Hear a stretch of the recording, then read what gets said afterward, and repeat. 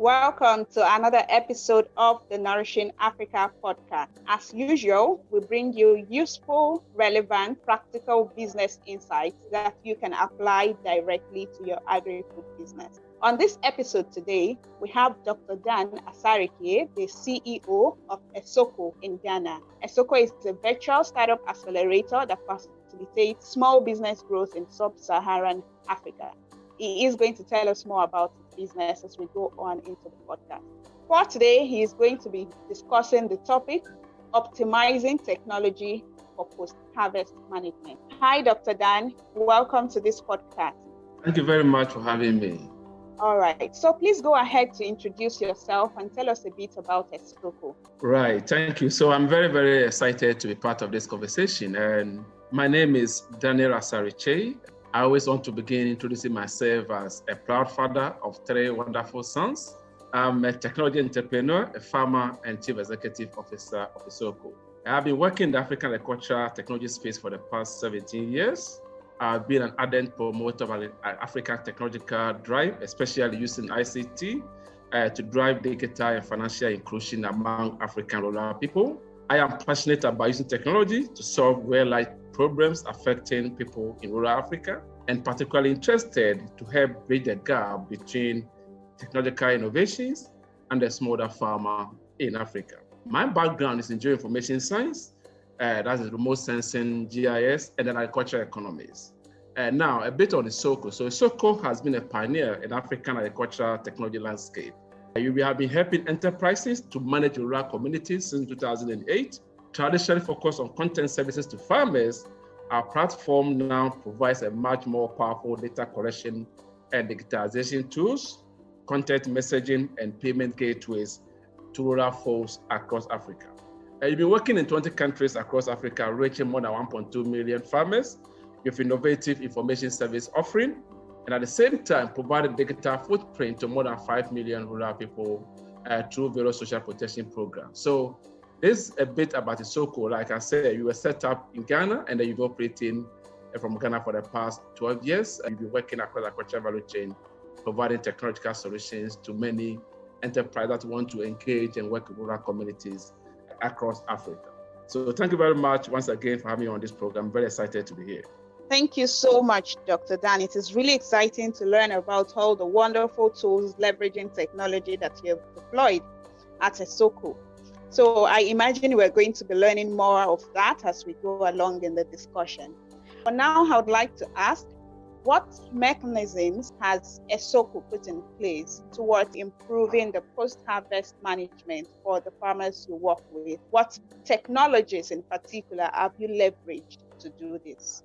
Yeah, right. Thank you. So I'm going to talk about essentially three main tech-related solutions that we have deployed over the years to solve the issue of post-harvest management in Africa. One, Esoko has digitized a whole range of content meant to train farmers on post-harvest management of several crops. Like I said in my introductory remarks, over 1.2 million farmers across 20 countries in Africa have accessed our highly priced content on good agricultural practices, including post-harvest management. Now, these highly content are disseminated to farmers over mobile channels, such as SMS, IVR, voice messaging, and call centers. In addition, we have deployed two high-tech solutions to deal with the issue of post-harvest loss among our partners. The first of these solutions is what we call the cheetah. So, the normal wildlife animal that we call cheetah, which stands as an acronym for Chains of Horticultural Intelligence towards efficiency and equity and agro-food trade along the Trans-Africa Highway. Now, this technology was developed and deployed together with our partner called Using Laboratories. And the main aim was to help amplify the voices of value chain actors like transporters, consumers, growers, farmers, public and private agencies, by allowing them to be able to communicate with value chain shortcomings during the transportation of food across West Africa. So for instance, if somebody is transporting tomatoes from Accra to Lagos by road now, this technology allowed this operator to be able to record in real time anything that is happening along the transport corridor. So they can actually broadcast this information to all the actors in the agricultural value chain. Now, this app has enabled players to be able to tap into chains of horticultural intelligence which then leads to better informed decisions. This in turn reduces costs and increases profit for business actors. It leads to lower market prices for consumers, fairer prices for growers, and better interventions by public and private agencies. So this is something that we did about 3-4 years ago. The main idea, like I said, to be able to promote, help to reduce illegal non-tariff barriers within the West African trade corridor, using technology, using mobile channels to be able to track what is happening with fruits and vegetables that are being transported along the chain. Now, the second technology that we developed to be able to help the issue of post-harvest management is what we call a fruit protect. Now, this is essentially a solar-powered, low-entry cost technology for fruit and vegetable drying. We then help to bypass the issue of very expensive conventional food drying ovens that are available in the market. So the idea is that if you want to dry or process your fruits and vegetables at the farm level, now this technology allows a simple smallholder farmer to be able to install this device or this equipment in their own farms, dry their fruits and package them to be able to then export. The objective here is to catalyze on-farm processing of fruits and vegetables such as pawpaw, pineapples, mangoes, and even crops like ginger and pepper. So these three areas are the main areas where we have kind of deployed a very high-tech solution to be able to deal with the issue of post-harvest management. One, just to recap what I said, one is the issue of digitized agricultural content, which aims to inform the farmers about what they need to do to be able to keep their produce at the right quality.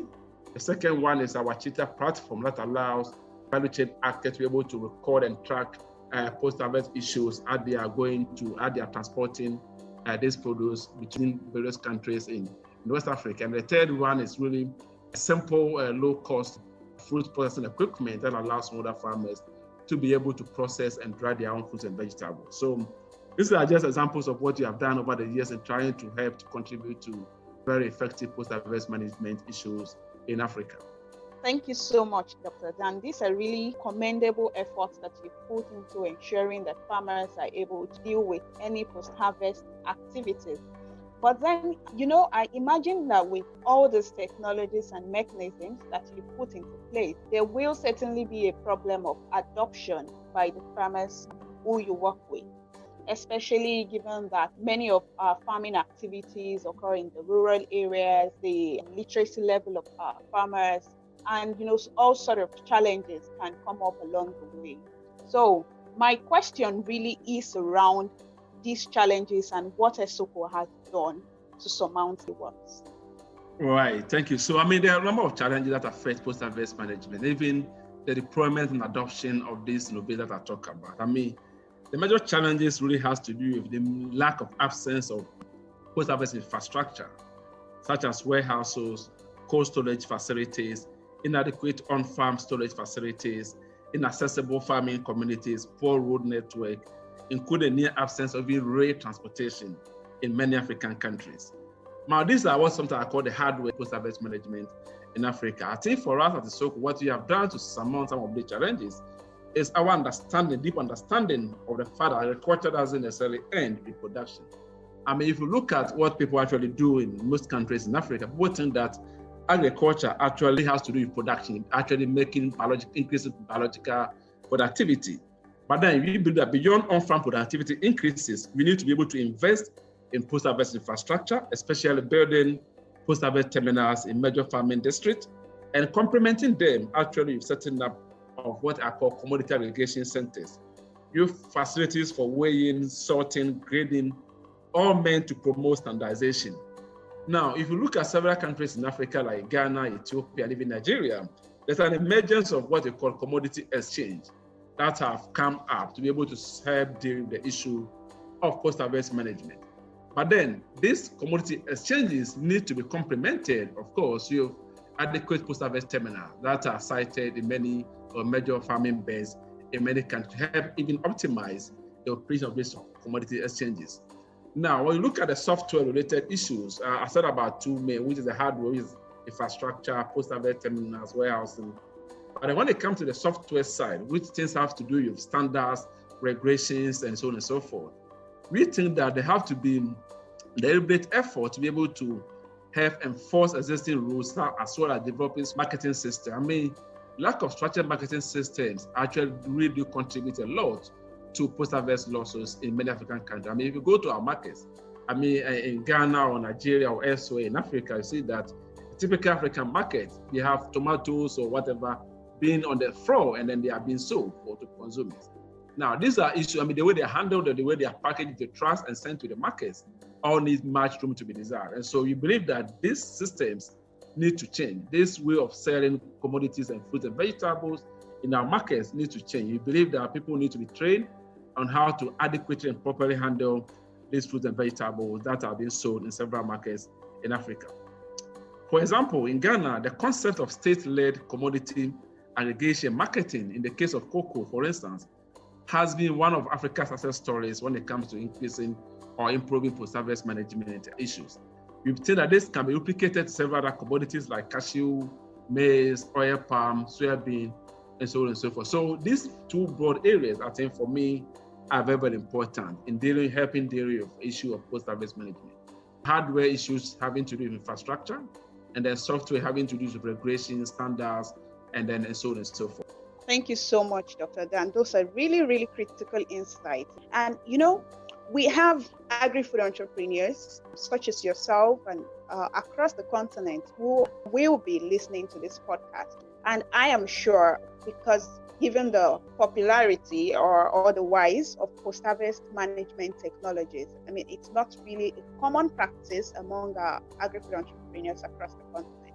So we need to understand, we need to make them understand the importance of adopting post-harvest management practices, especially leveraging technology.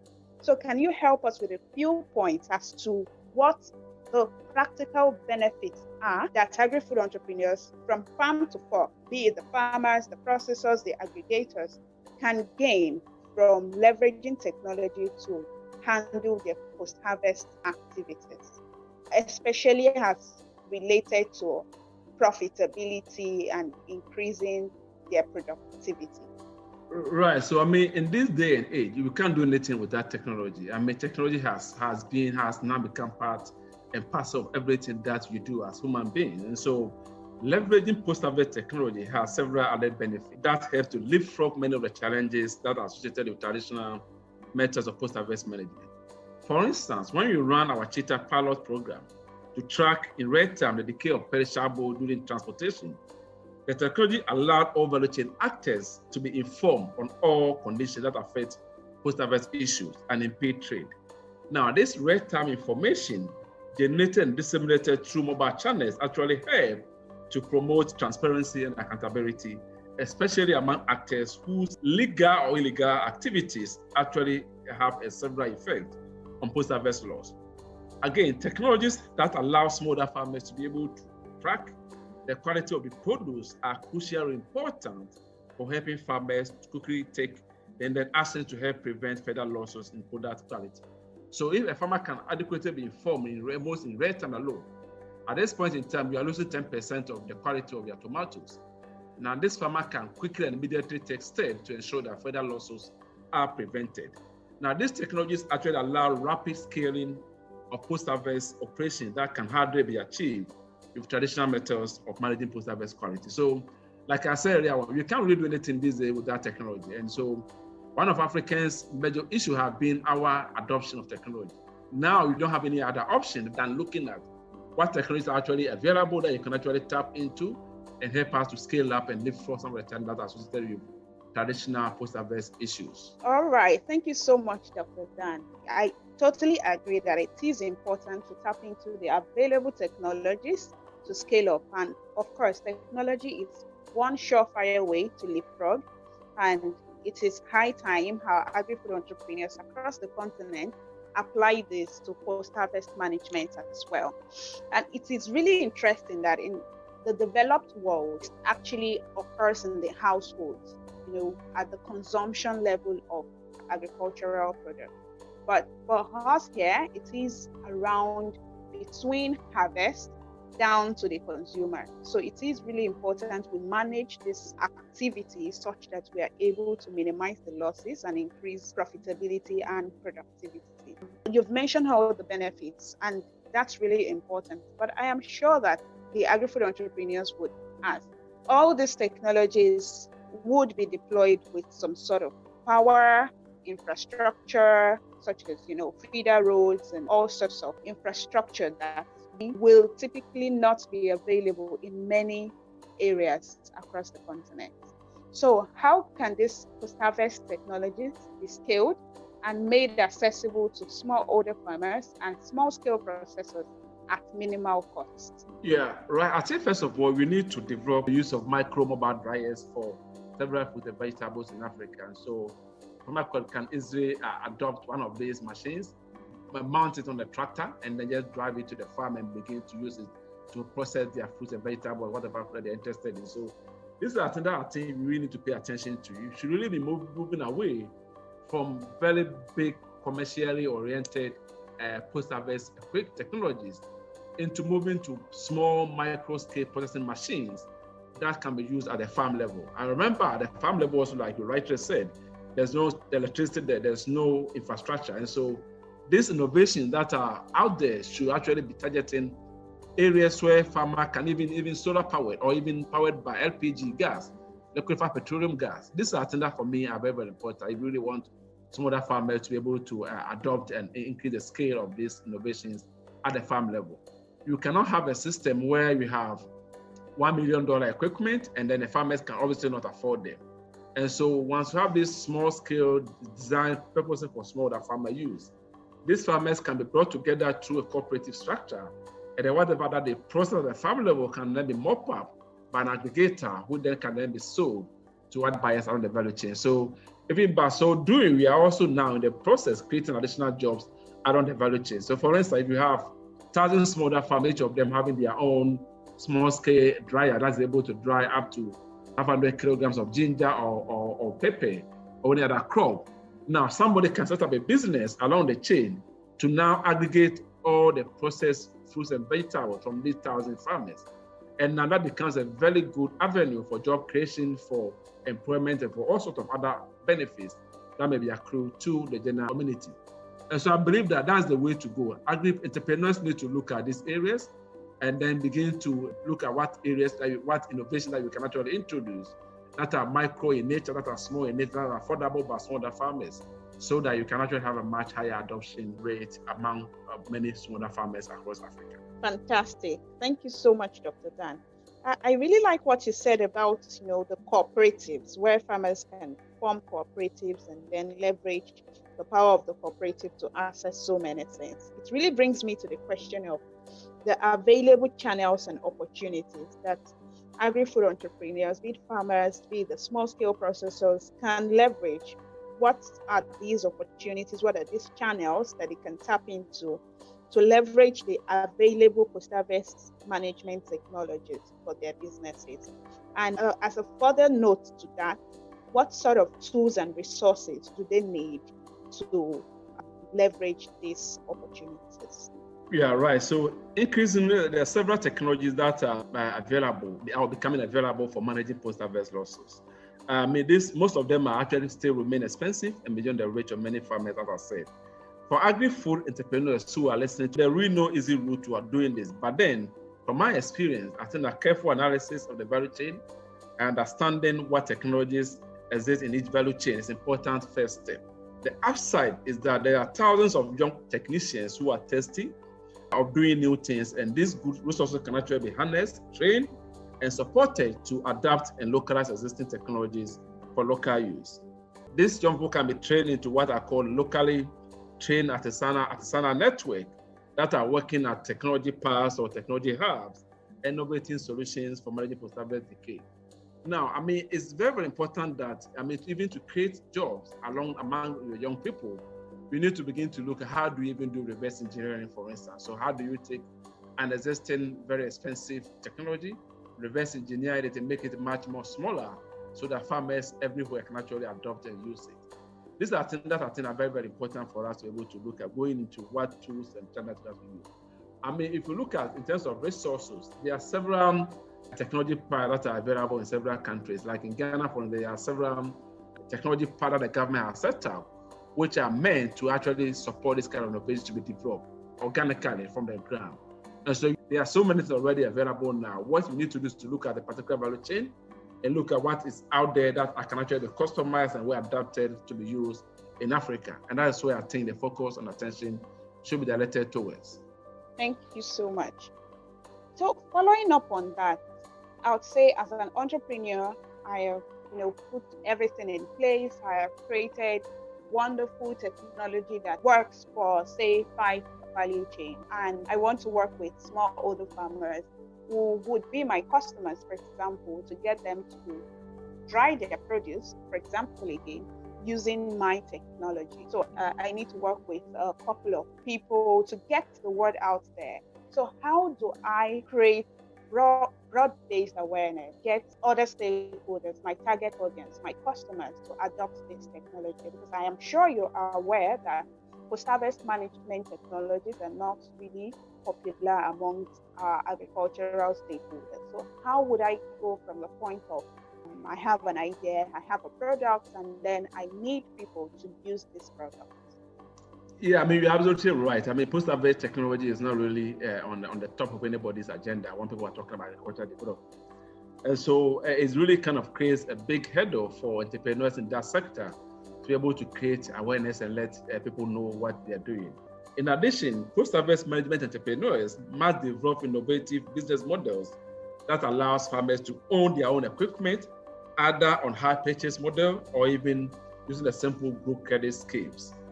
Targeting cooperatives and farmer groups and offering them credit schemes to own and operate post-harvest equipment are very good ways of actually increasing adoption. So, I mean, let me break it down. So if you take one post-harvest, let's say a sheller that's able to shell a groundnut or maize, and then this sheller costs, let's say $10,000. It's still very, very low cost, but then to an average smallholder farmer, that's still beyond their means. And so how do you actually support many farmers to be able to afford this equipment?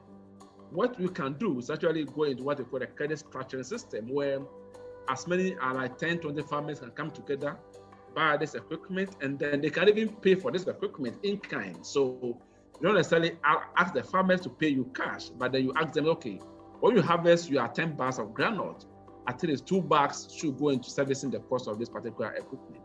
And that can easily be afforded by many farmers that I know of. And so what I've seen is that in the rural communities, the moment a commodity is converted to cash, then there's a lot of use for that particular money that is available to the farmer.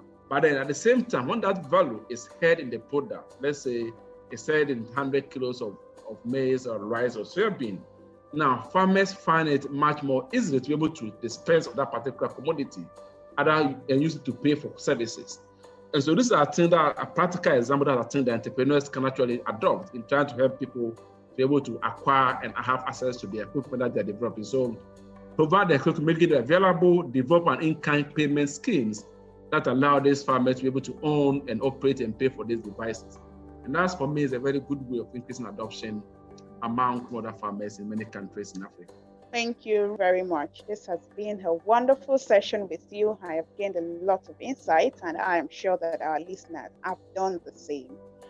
Before we close out the session, I wanted to ask if you have any additional insights on the topic to share with agri-food entrepreneurs out there, or really other stakeholders who are concerned with circular economy, post-harvest management, and the technologies related to this. Yeah, right. So as I said before, I mean, there are several post-harvest technologies that are available. Sometimes it is simply uneconomical to try to develop new technologies from the scratch. Innovation does not necessarily mean completely developing new inventions, but then new ways of doing things, new business model, even new marketing strategies can create a healthy and sustainable business ventures. And so for entrepreneurs who are listening to us, I will encourage them to spend time in understanding practical post-harvest issues that really are a burden to farmers and find innovative ways to solve these real-life problems. It is only by solving farmers' practical challenges that have defied traditional approaches can entrepreneurs be able to create, scale, and generate sustainable businesses. So that's just my final message to entrepreneurs who are listening to us. That don't just try to do new things all the time. Look at what is already out there. Look at what business model that you can develop around them, and then you can be able to scale up and develop a very much more profitable business. So thank you very much for having me on this program. I'm very excited to share this insight with the rest of the audience. Awesome. Thank you very much. So we have come to the end of today's podcast, and I hope that everyone has had the wonderful and insightful session with Dr. Daniel Asare-Kyei from Esoko, Ghana. Thank you so much for joining us. Do join us next time. Bye-bye.